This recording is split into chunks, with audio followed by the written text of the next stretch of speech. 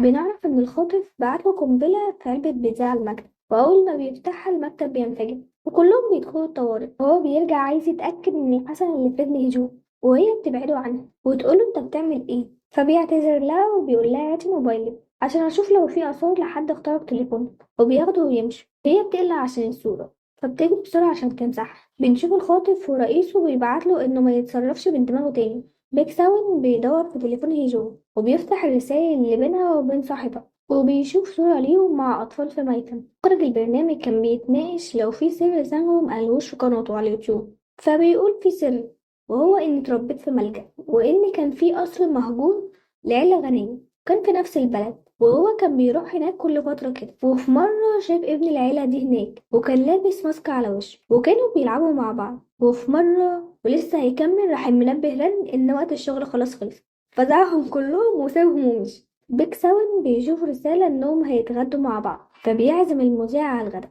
في نفس المطعم. وأول ما بيدخل بيقول لها إيه ده، المترجمة يجوا. وبيقعدوا مع بعض. الشرطة بتحاول توصل للجن لكن بيبقى في انفجار تاني وبيقبضوا عليه. سانغو بيقطع الأكل وبيدي طبقه لهيجو وبيكلمها بلغة الإشارة. بيك ساون بيقوله انت بتتكلم بلغة الإشارة حلو، انت مترجم برضو؟ قال له لا. قال له امال شغال ايه، انت متجوز؟ ومرضيش يرد عليه. هيجو بتتضايق من أسئلته وبتقول هروح الحمام عشان التاني يجي وراها. مفيش. بتجيله مكالمة من المساعد بتاعه انهم قبضوا على مفتاح الحريق، فبيقوله مش هو ده اللي جاب لنا القنبلة امبارح. وبيقفل معاه بيلاقي هيجو في وشه. بتقوله انت ايه اللي جابك هنا؟ قال لها انت مخبية حاجة عني. قالت له انت بتشك فيا انا وسانغو؟ قال لها بالنسبة لي هو شخص مشكوك فيه، وبعدين انت بتدافعي عنه كده ليه؟ على كده بقى انت تعرفيه كويس. وسابها ومشي. هي بيجيلها رسالة انهم عايزينها في الشغل فبتستأذن وتمشي. بتلاقي رئيستها بتديها استمارة تقديم عشان عايزين مترجمين لغة إشارة في الرئاسة. بيك ساون بيقول المساعد بتاعه يجيب له معلومات عن ساون، فبيجيب له قناته على اليوتيوب وبيقول له انه بيحل ألغاز وانه مشهور بين النساء بسبب عضلاته وكتافه العريضة. جو بتروح تستلم العربية بتاعتها فبتشغلها مش بترضى تشتغل، وفجأة باب الجراج بيتقفل والعربية بتشتغل لوحدها والراديو كمان، وهي بتبقى خايفة جدا.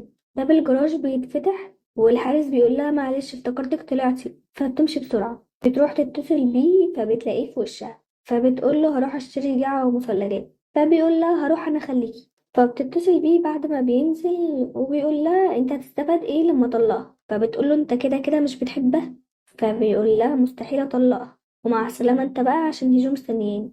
وبيرجع بالحاجة وبيقول لي هجوم مستحيل اطلقك على فكرة عشان لو في حد بيغويكي ولا حاجة. وبيقول لها بقي ركزي كويس في المقابلة بتاعة الرئاسة. فبتقول له كده الناس هتعرف اني مراتك. فبيقول لها وانت مين قالك انك هتنجحي؟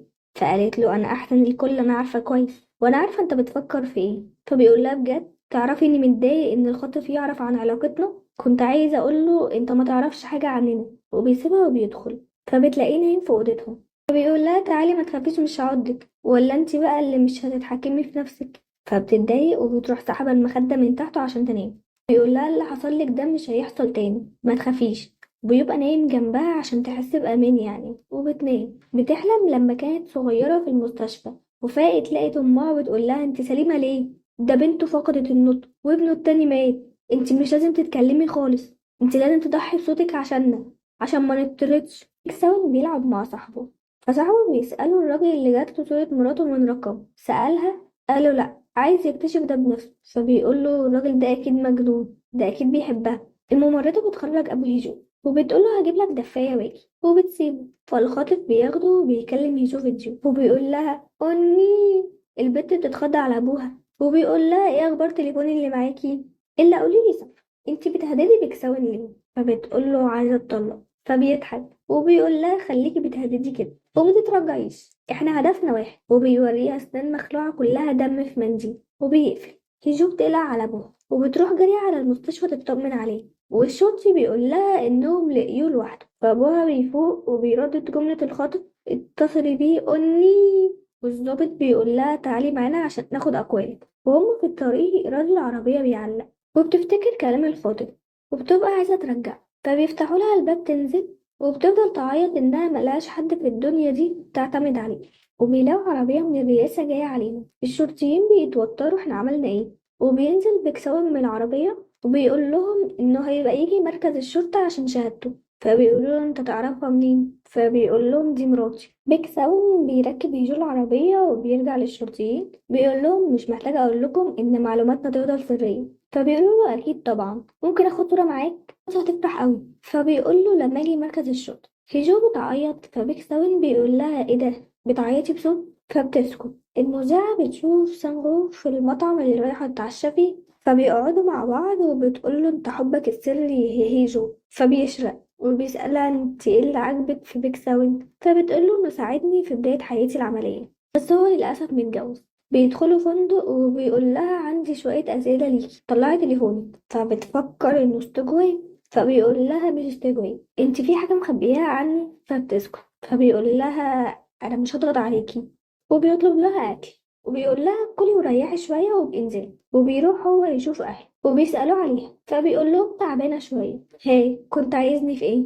فبيقول له انه المفروض يدعمه عشان الحملة الرئاسية بتاعته. وبتدخل هيجو وبيفضل يتريق عليها وانها معيوبة عشان كده بقى جوزها بدل اختها وضحك عليها. بيقوم بيك ساون بيجيب الكاميرا وبيطلع ان ابوه مأجر واحد عشان يصورهم مع بعض كنوع من الترويج لحملته يعني، والكلام ده من ورا بيك ساون عشان مش هيقبل. وبيشدوا مع بعض، فبيقول له انه لولا جدي ما كانش زمانك هنا دلوقتي. وبياخد هيجو وبيمشي. مساعده دوجي بيقوله إن الأسنان والدم بتاعة الحادثة بتاعة دار الرعاية طلعت بتاع الحيوان. فهيجو بترمي الموبايل بتاع الخاطف في كيس زبالة وبتروح عشان ترميه، بس موبايلها بيرن. فبترجع تاني. بيبقوا زمايلها بيتمنوا لها التوفيق عشان المقابلة، وبيتمنى لها بيكسون التوفيق هو كمان. فبتقول له هنعمل ايه لو العيلتين عرفوا لما انجح واشتغل معاك؟ قال لها انت مش طفله ومش محتاجه حد يوجهك، شوفي انت عايز تعملي ايه وعيشي حياتك. بتروح يجول مقابله وبتبقى تمام، بس بيجي بيكساون في النص وبيقول لها ان حركات ايدك سابقه كلامي. فبتقول له انا اتدربت على المقطع ده قبل كده. فبيجيب لها مقاطع تانية فبتبقى برضه نفس الكلام. فبيقول لها انت اتدربتي على مقاطعي كلها ليه؟ فبتقول له عشان كنت مجنون. فبيقول لها تقدري تترجمي دلوقتي ورايا؟ قالت له تمام. فبيتكلم وبيخليها تترجم فوري فبتنجح. فبيسألوه لو هي كويسة، فبيقول إنها كويسة. فبيفتكر لما كان صغير وكان في حفلة والأكل سمك، فبيسيب الأكل وبيقوم. فأمه بتروح وراه وبتقوله عيب، وبتقوله أنا ابني بيحب السمك. فبياكل الشريحة وبعد ما بتمشي بيتفها وبيشوف يجول اللي أمها بتشد منها الأكل وبتقول لها كفاية تعلمي من أختك. بيلاقيها بيكسوين جايبة حاجة صغيرة تاكلها، فبيشدها من ايدها وبيقعدوا على جنب وبيديها طبق أكل مليان وهي بتفرح. بيتصل بالمذيع عشان يعرف منها معلومات أكتر عن سنة لأنه شاكك فيه. فبتقوله إنه اتربى في ميتم. فبتتصل بيه جو بتقوله مش كنت عايز تعرف أنا عايزك تطلع جو ليه؟ أقولك هي كده كده بديل لإينا، ولما إينا ترجع هتبقى عايزة مكانها.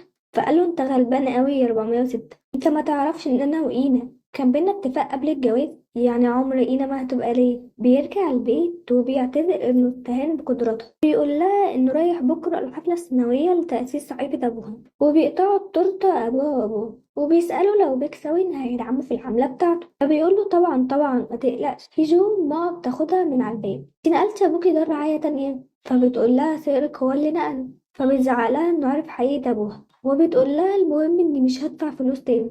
بتلاقي حربقتين من صحاب اختها في الحمام، فبيقعدوا يتكلموا عليها وانها متعطشة للاهتمام وكئيبة. وبيطلع ان هيجو في الحمام سامعاها. بتدخل الحفلة وبتلاقيهم واقفين معاه، فبتاخد كاس وبتطلع على السطح وبتكلم بكسل وبتقوله كان ايه احساسك لما العروسة اتبهدلت؟ فبيقول لها عادي مفيش فرق.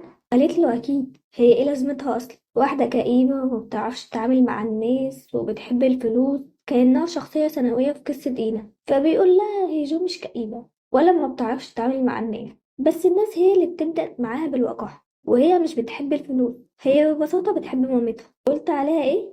انها شخصية ثانوية؟ لا، هي قصة بلغة مبتكرة. انت تعرف هي تعبت قد ايه عشان توصل اللي هي عليه دلوقتي؟ فبتعيط وبتسأله امال ليه عملتها على اساس انها شافته. هي قلت لها احنا مش هنعيش زي اي اتنين متجوزين. بيطلع بكساون على السطح وتتصدم بيجو، وبنعرف انه راح على مركز الشرطة وخد الصورة مع الشرطي. والشرطي بيقول له انا فكرت انها في حالة هلع وما هديتش غير بعد ما وقفت العربية. فبيقول له انت قلت ايه؟ هلع وريني كده. فبيشوف الفيديو وهيجو بتزعق وعايزة تنزل فبيفرح جدا. ولو عجبكم الملخص دوسوا لايك وسبسكرايب واشوفكم في ملخص تاني. سلام.